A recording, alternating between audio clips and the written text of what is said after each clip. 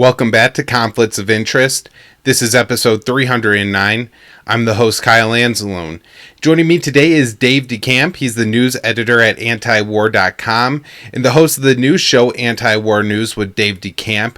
Absolutely fantastic and a must listen to every morning. He's doing 5 shows a week, breaking down all the news that's on antiwar.com. So very happy to have Dave back on. Of course, he covers so much of U.S. foreign policy, but we really wanted to drill down on China today. I feel like Dave has been one of the people most alert to the increasing militarism that the U.S. has directed against China. And so after what happened with Pelosi's visit, who better to talk to and, not only to catch us up on the news, but to put it all in context. So very happy to have my antiwar.com colleague Dave DeCamp back on the show today. I want to remind people that you can find the show at the Libertarian Institute, antiwar.com, YouTube, Rumble, and Odysee for the video version of the show. You can donate to the show directly at Patreon, Subscribestar, or through crypto. All that information in the show notes page. And you can support the show by doing your CBD shopping at Paloma Verde, PalomaVerdeCBD.com. Promo code PEACE. That will save you 20% off your orders of $75 or more, and it gets the show a kit bag, so it's a great way to live a healthier lifestyle and to help out your favorite podcast. Now let's get into the interview with Dave DeCamp. Hey Dave, welcome back to Conflicts of Interest. How's it going? Good, Kyle. Thanks for having me back on. Very happy to have you back on today, Dave, because I took a week off the show, and during that week, apparently Nancy Pelosi nearly started a war with China. Now, I'm exaggerating a little bit there, but kind of interesting how somehow the Speaker of the House, takes such provocative actions that we're now at a place where there's major war games. I guess China just wrapped up one round of them, but there's another major round of war games going on, and it seems that people maybe are finally waking up to a reality that you have been talking about for years and years, that even though there's this war going on in Ukraine and the U.S. is talking about great power conflict with Russia and China, the real tensions, the real escalations are with China, and we're seeing that, I think, unfold now. So, Dave, what's going on? And, kind of just recap, I guess, Pelosi's visit, the Chinese response, and then we could get into some details as we go on. Yeah, so it was strange because we saw this reports first came out that Pelosi was going to Taiwan last month in July, and then we saw the Biden administration kind of warning against it. President Biden himself said that the military doesn't think it's a good idea.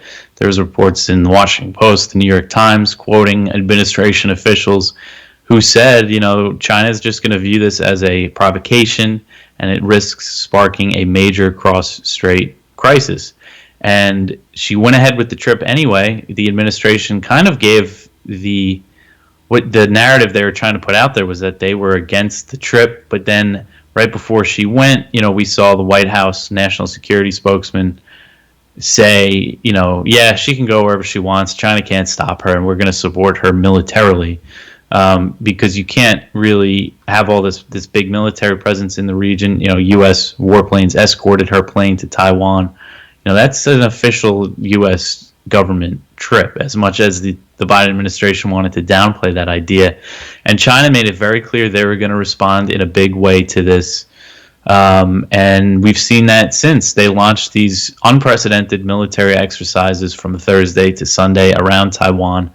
They closed off 6 areas around the island, simulating a blockade. They operated within 12 miles of Taiwan's coast. 12 miles is territorial waters, and these are lines that China doesn't recognize Taiwan as a country. Of course, they don't recognize their right to territorial waters, but these are lines and boundaries that they stayed out of over the decades. And for the first time, we saw these drills. And now Chinese warplanes also crossed the median line, which it goes down the middle of the Taiwan Strait. And they've done that before, but pretty rarely. And now we're expected to see it. This is going to become routine now as a consequence of Pelosi's visit. And we also saw China launch missiles over Taiwan. They shot them over the island of Taiwan for the first time ever. So this is what Pelosi's trip has brought, and we're just going to kind of see these escalation after escalation now, because they started more drills on Monday. They're anti-submarine drills, although they did wind down like the big drills a little bit, and air traffic is moving normally around the island. But they're just going to kind of make this a regular thing, and the U.S. is preparing to send their own warships into the region.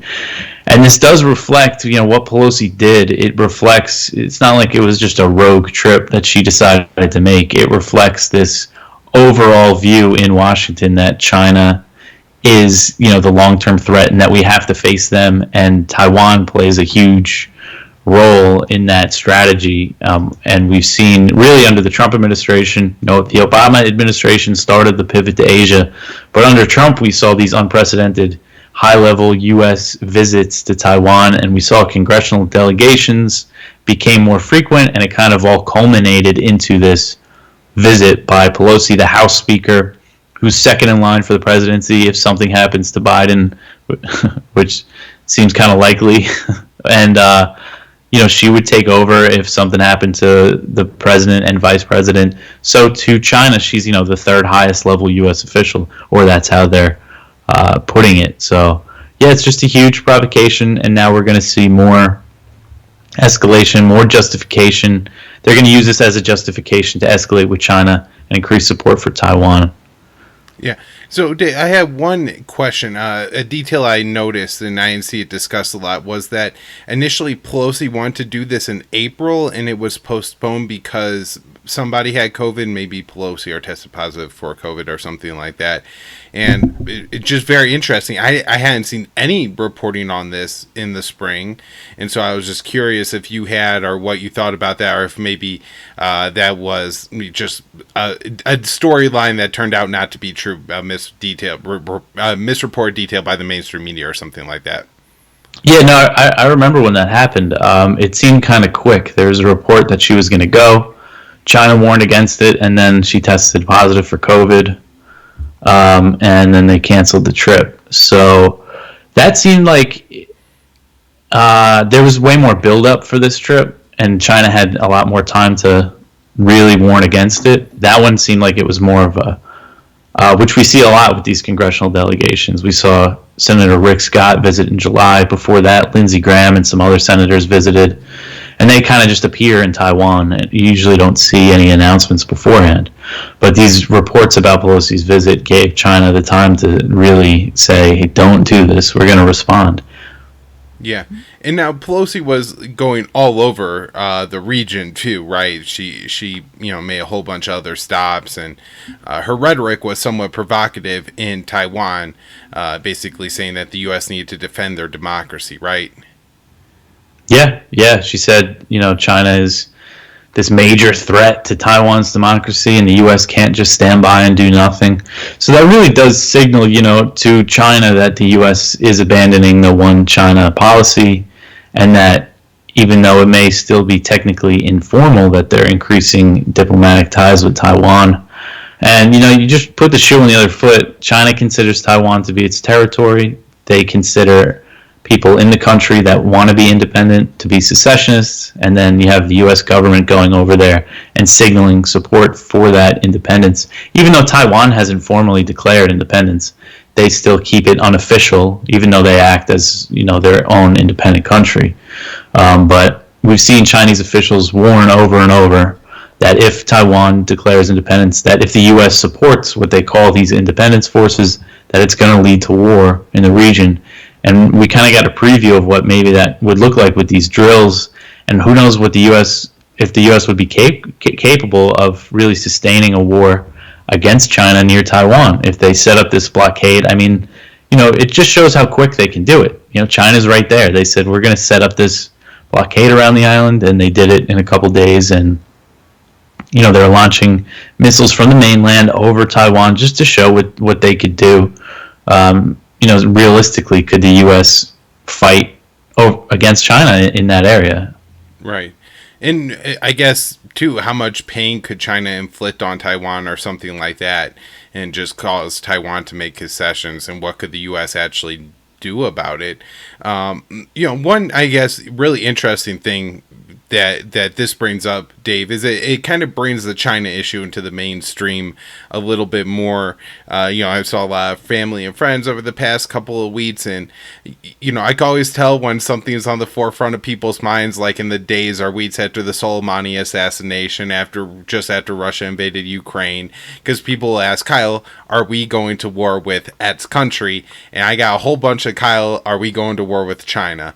And so it's a complicated thing, because I don't want to be an alarmist, but at the same time, for me, from in my perspective and how nuanced I look at this, I think it's very alarming. It seems that we are moving very close to officially abandoning the one China policy, and all my poor relatives who, especially since it was my wedding, had to sit there and listen to me explain what the one China policy was, how long it's been around, and all of that. But this seems to be, at least the statements I read from China, they're saying that, hey, this is a violation of the one China policy, and so we're taking essentially retaliatory measures to that, kind of like I think what we saw, and we hear from Russia or Iran on some issues. They're saying like, hey, since you guys are violating the policies that you have laid out and we've agreed to, now we're going to Iran enrich more uranium, and Russia eventually we see the invasion of Ukraine. So, I mean, do you think that the U.S. is really abandoning the one China policy now that we're going to go to having, I guess at this point we could say we have a de facto agreement with all the pledges that we made to defend Taiwan? Now, if that actually happens is another thing, but the U.S. politicians are certainly conveying to the people in the leadership of Taiwan that we would defend them. And so, and then what happens if the U.S. does abandon this policy? Well, yeah, I mean, that's a good question. So we're seeing in Congress, all these hawks are introducing bills that would really change U.S. policy toward Taiwan. And, I've been tracking this for a couple of years, and I would always see like Tom Cotton introduce a bill that would basically call for the U.S. to defend Taiwan if China invades. But now this year we saw Bob Menendez, the head of the Senate Foreign Relations Committee, who's very influential. He teamed up with Lindsey Graham to introduce this bill that would designate Taiwan as a major non-NATO ally. It would give Taiwan $4.5 billion in military aid over 4 years. It would require economic sanctions against China if they attacked Taiwan, which would be a major change, because right now the policy is strategic ambiguity. You don't know if the U.S. is going to intervene. Economic sanctions aren't intervening, but it's militarily intervening, but it's still a response to China, to an action from China. So that would seriously change the policy. And designating them as a major non-NATO ally, I mean, isn't this supposed to be not a country according to U.S. policy? I mean, that would really signal that they're going to abandon the one China policy, or that may be the complete abandonment of it. How can you consider an island territory that you consider to be part of China to be a major ally when you recognize it as China? It doesn't really make any sense. Now we've seen, we had Connor Freeman wrote up for us the other day that the White House doesn't like this bill. And I saw that when it was introduced back in June.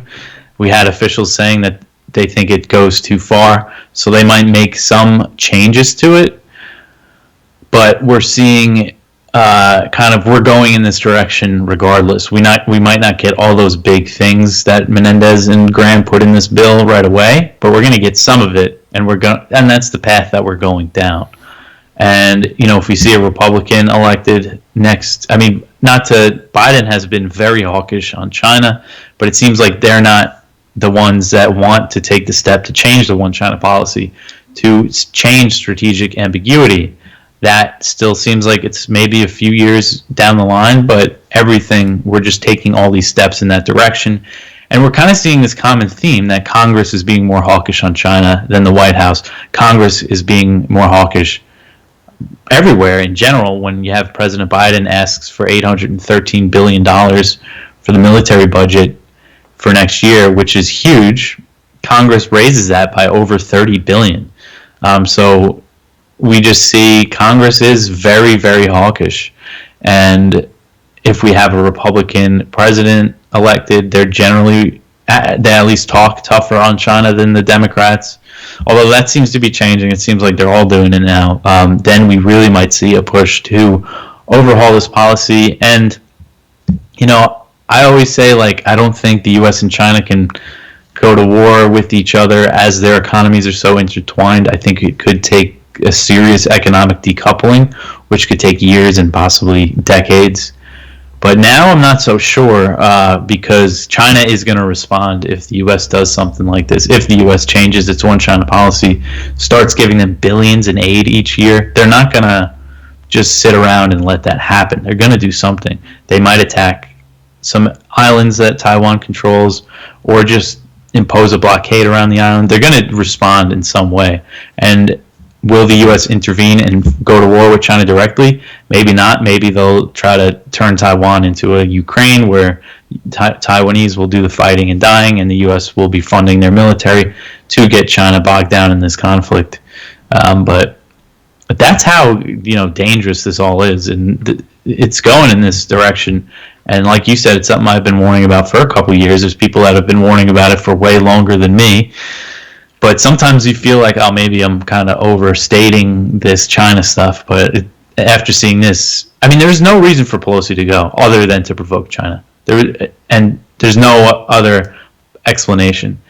People want to talk about the chips, which is definitely a part of it. Taiwan is the largest semiconductor manufacturer in the world. The U.S. just signed this bill to subsidize domestic chip manufacturing. They want to get Taiwanese companies to move into the U.S. It's definitely part of it. They don't want China to control all of those semiconductors and stuff. But still, for what Pelosi did, they could have had a conversation about chips over the phone.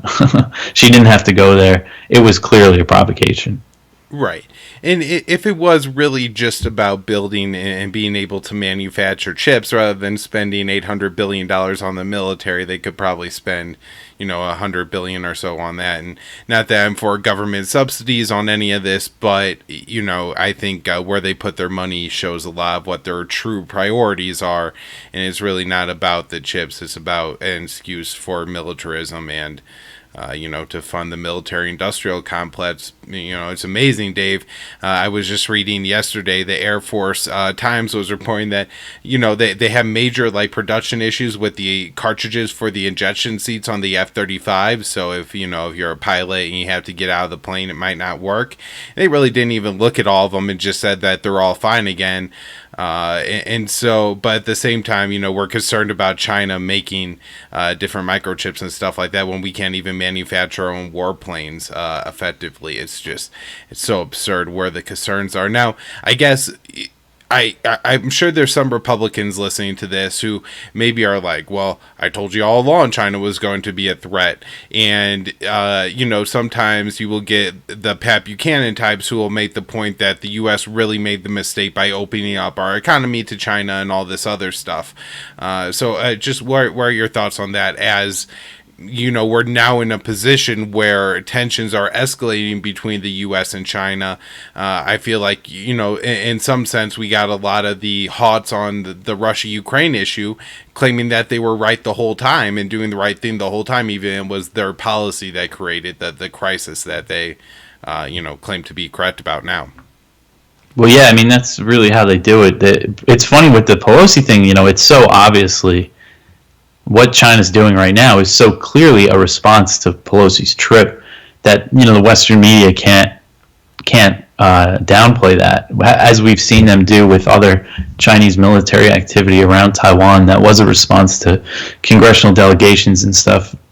So, you just have to know very basic things about China and China's history to understand that they're never going to cede Taiwan to the West, to the U.S. especially, after what the history of the Chinese Civil War, the U.S. intervening, the U.S. funding Chiang Kai-shek and the Kuomintang Party against the Chinese communists, and intervening with the aircraft carriers in the Taiwan Strait to stop Mao's forces from attacking Taiwan. That's why the situation exists as it is now. I'm not saying Mao was capable of invading Taiwan like a full amphibious invasion, but the U.S. was there to stop them. And this is all just the result of Western intervention. And the other option for the U.S., instead of increasing support for Taiwan to counter China, would be, that to step back and let Taiwan and China work it out, which I know just sounds so crazy to some people. But really, I mean, it's in China's interests not to fight a war over Taiwan. They trade with that island so much. They have a robust trade relationship. People travel, millions of people each year travel back and forth from Taiwan to the mainland. They don't want a war there. And we would probably see, and China also thinks in long terms, like they want to reunify Taiwan, but that doesn't mean that they have to do it now. Yeah, I mean, the U.S., it's clear that what the U.S. is doing is going to make war more likely, and Chinese officials are saying it, similar to how Russian officials warned over Ukraine for years and years, and nobody listened. But of course, that's all just going to be erased if there is a war breaks out, and they're just going to blame it all on China. There's not going to be any context to explain how this happened. But again, I mean, they're just not going to let the U.S. do this with Taiwan. It's not going to happen. And it's very obvious, and people just need to understand that. It doesn't matter your personal feelings about it either. A lot of people kind of like to say, oh, well, I hope all of China, I want Taiwan to reunify with China, and I want, the CCP to be taken down. You see this rhetoric a lot from Americans, like they're in any position really that the U.S. has any power to do something like that. I mean, it's just so absurd. Right. Well, I guess that is, in a way, almost kind of what the U.S. policy is, right? That there's only one government between China and Taiwan. And so at least those people recognize that fact. It's just that, obviously, the Taiwanese government is never going to be the government of mainland China, or at least, not in the coming decades or anything like that. So, Dave, another kind of point you bring up there is there's a couple islands off of the coast of China, I think just within a mile or two. And Ted Galen Carpenter has been talking about this for several years. And I think, this is one of the reasons I love Ted's writing so much. I think he was really, really early on understanding the Russia and the Ukraine situation there. And, I think in September of the months before the invasion, he was like, well, they just made Ukraine a de facto NATO member, and basically it's on, and there you go. So Ted has been warning that, this is something that China could do. Taiwan really can't do anything about it. The U.S. really can't do anything about it. And so, I mean, do you think that this is on the horizon? Not necessarily that it has to be something that happens even in the Biden administration, but if the U.S. keeps pushing, China's buttons over this issue, and let's say, they have another high-level delegation go to Taiwan sometime soon, do you think that this is an action that we'll see, or do you think China is going to focus more on the trade restrictions and the blockade? Yeah, I mean, I wouldn't be surprised if they go to take those islands as kind of a first shot to say, all right, enough is enough here. But I can't say for sure exactly how they would respond. I mean, I think that would probably also come along with a blockade around Taiwan, and they might try to close off the Taiwan Strait if the U.S. is trying to send more warships and stuff through there. Again, I don't think they want to avoid a full-scale invasion of Taiwan as much as they can. But if we see the U.S., I think the billions in military aid, if we start sending them that many weapons, that China might take some action there, because they're not going to want to wait years down the line until Taiwan has all this high-tech gear from the U.S. that could really do some damage to China. So they're going to do something if this support keeps increasing, though. All right, so I want to zoom out a little bit here, Dave, because Taiwan is just one of the real pieces on the chessboard here for the United States. As I mentioned, Pelosi was other places. I think she went to Japan after. There was a high-level Japanese delegation in Taiwan just before Pelosi was there. I believe in their, in the lead up or prior to World War II, from 1900 to World War II, Japan largely used the island of Taiwan to, wage its imperial aggression and control of mainland China, right? And so I'm sure the Chinese officials took particular note of that.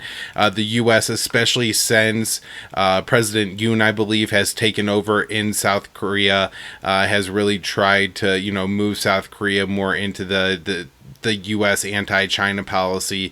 This one surprised me a little bit, that the U.S. is now planning to take part in war games in India. And of course, there's the Philippines, Vietnam, Singapore, where the U.S. is trying to make a lot of ground. So I guess, Dave, do you see that Taiwan is just kind of the Ukraine issue here, where that is the most central concern of Beijing and the Chinese Communist Party, and the one thing that they're not willing to cave on? Or do you think that the U.S. is just going in all these directions and China might actually lash out against India or the Philippines or something like that?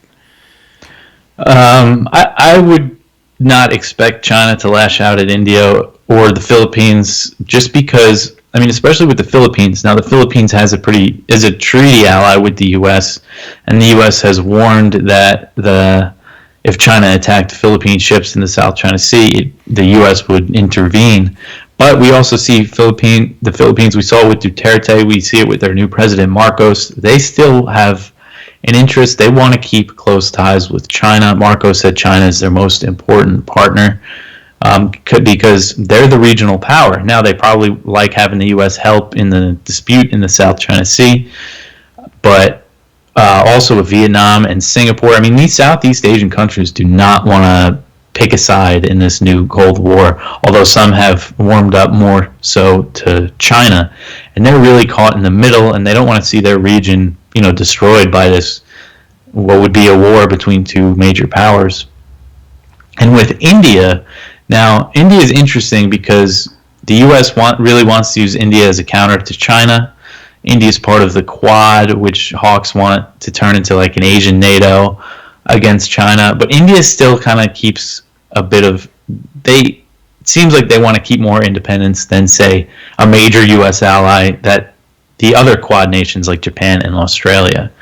But since June 2020, when there was a clash between Indian and Chinese troops on their disputed border in the Himalayas, killed 20 Indian troops, and I believe 4 Chinese soldiers were killed in these clashes.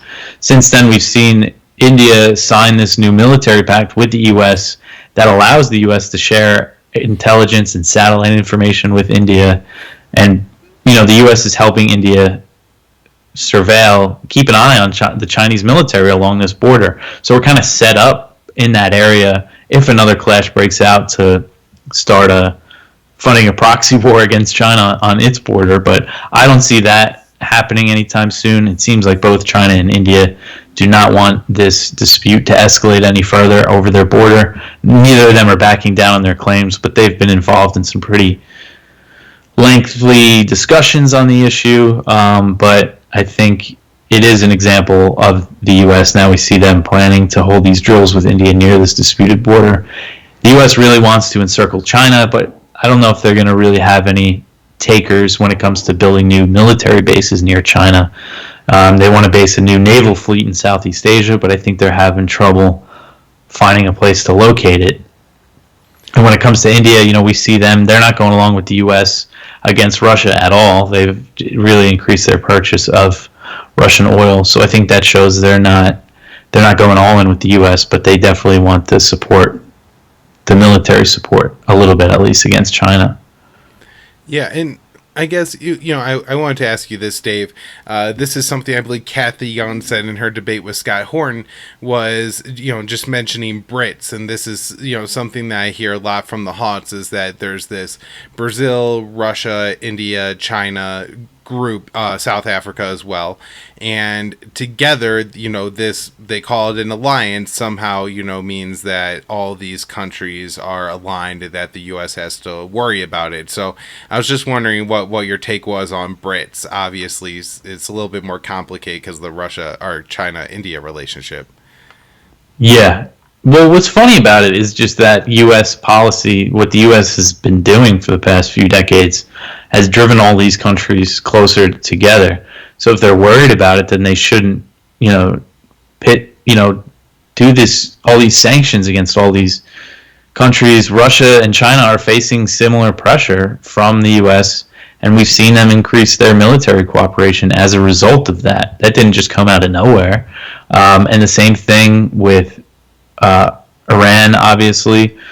And we've seen Brazil not fall in line with the U.S. policy towards the war in Ukraine, and the U.S. isn't happy about that. And so I think if that's your concern, then maybe stop trying to bully and pick on all these countries and just work with them better instead of trying to force them to bend to your will. Right, and the amazing thing is they can't even get Brazil in line with Bolsonaro in charge. Mm-hmm. You know, it looks like the country is moving and will likely elect either Lula da Silva or some acolyte of his in the coming election. And that guy is actively anti-American imperialism to the point where I think he probably over-embraces some of the other world powers at this point. But, I mean, you know, Brazil is shifting even more in that direction.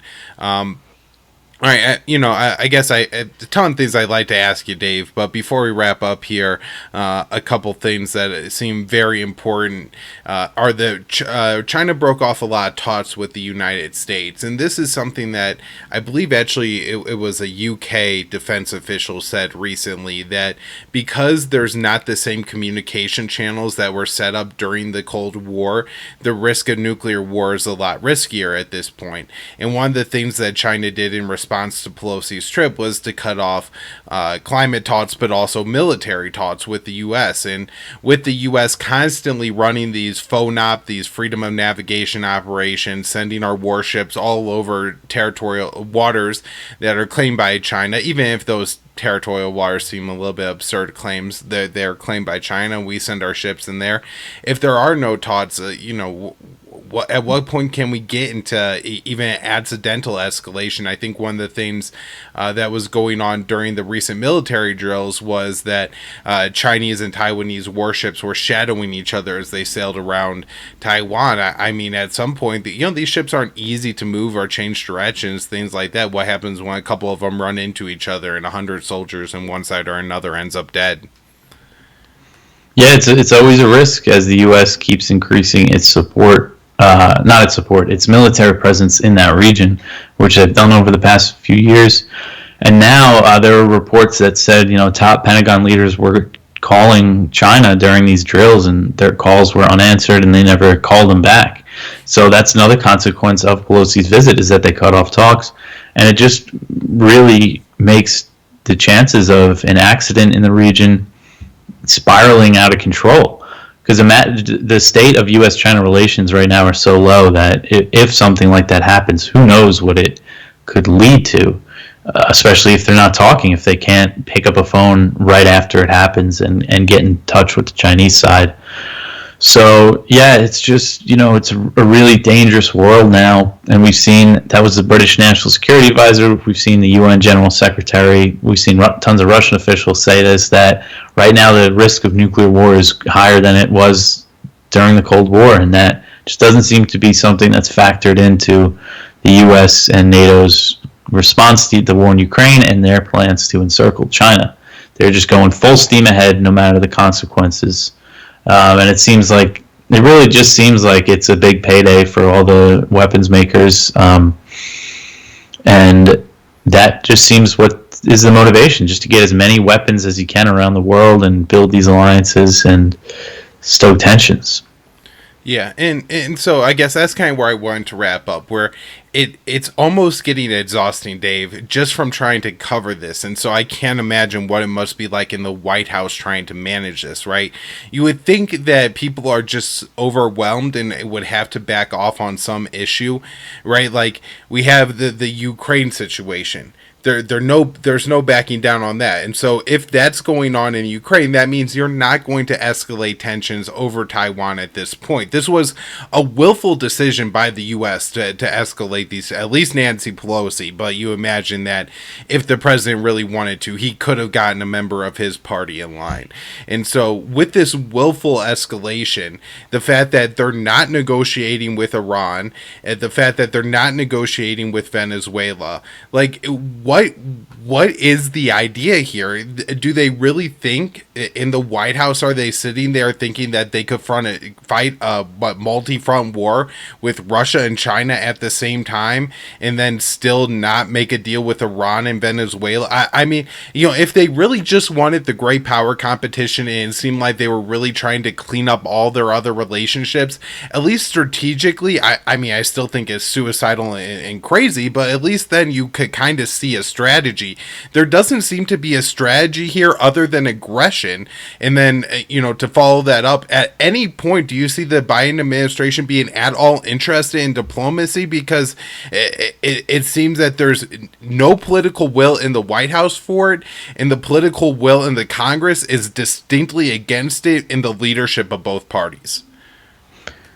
Yeah, you would think if great power competition, if being the world's dominant empire was the goal, there's a lot smarter ways that they could be doing it than just being constantly aggressive towards everybody that doesn't fall in line, because it's just not a smart strategy. We're seeing it backfire as we see increased cooperation between these BRICS countries, China and India, buying all this Russian oil, just totally offsetting the Western sanctions. And we're seeing the consequences in Europe with rising gas prices. They're facing a serious crisis in Europe because of this policy, while Russia is just cleaning up, making money. Russia's economy has definitely taken a hit from the exit of Western companies in the country, but that's only being felt by, the ordinary, everyday Russians, not Putin and his inner circle. And this was all easily predictable. We predicted this would happen. You just need an internet connection to figure it out. So how could they be this dumb? I think a lot. Is it just hubris? I don't know. Because, again, the aggression is bad, and wanting to dominate the world is not good, but there's definitely better ways to do it than what the Biden administration has done. It seems completely reckless. I don't really have an explanation for it, and why they're just completely abandoned diplomacy in just about every area with every rival. They kind of pretend they did this with Russia leading up to the invasion. They kind of pretend like they're serious about diplomacy, but Russia gave them this kind of series of demands and they didn't take them seriously to prevent the war in Ukraine. And we see this with China. Biden speaks with Xi. The idea is to reduce tensions, but then Pelosi goes to Taiwan. Of course, Biden apparently was against it, but still, we saw them at the last minute there essentially back her trip by saying she can go where she wants, and we're going to send her military. So it's also, they're always calling for diplomacy with North Korea, but they're not offering anything to bring them to the table. And we're seeing them increase cooperation with South Korea with the new president, Yoon. So it's just escalation everywhere. And there were some talks in Vienna for the Iran nuclear deal. The EU has put forward pretty much like a final proposal, a last-ditch effort to save the deal.